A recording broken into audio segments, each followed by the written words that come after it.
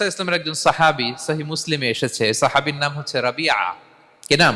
ওনার নাম হচ্ছে রাবিআ ইবনু কাব আল আসলামি রাদিয়াল্লাহু তাআলা আনহু। উনি বলেন, কুনতু আবিতু ইনদা রাসূলিল্লাহ, একবার আমি রাত্রিবেলা রাসূল সাল্লাল্লাহু আলাইহি ওয়াসাল্লামের সাথে ছিলাম। কোন এক কারণে রাসূলের সাথে রাত কাটিয়েছি।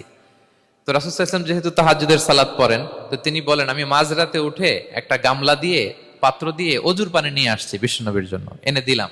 বিশ্বনবী এত খুশি হলেন, আমাকে বললেন, সাল, হে কাব, তোমার কি লাগবে চাও। উনি বললেন, আসআলুকা মুরাফাকাতাকা ফিল জান্নাহ।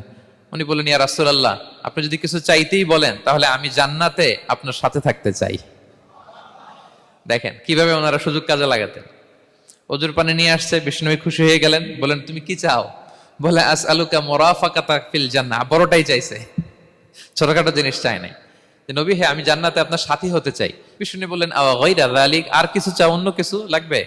বলতেছে, না, উরিদু যাক, শুধু এইটাই চাই। তখন বিষ্ণু সাল্লাল্লাহু আলাইহি ওয়াসাল্লাম বললেন, আইন্নি আলা নাফসিকা বিকাসরাতি সুজুদ, এই মর্তবা যদি তুমি চাও তাহলে বেশি বেশি সেজদায় লুটিয়ে থাকো। আলাইকা বিকাসরাতি সুজুদ, বেশি বেশি সেজদা দিও। যদি সেজদায় পড়ে থাকতে পারো তাহলে জান্নাতে আমার সাথী হতে পারবা। আল্লাহু আকবার।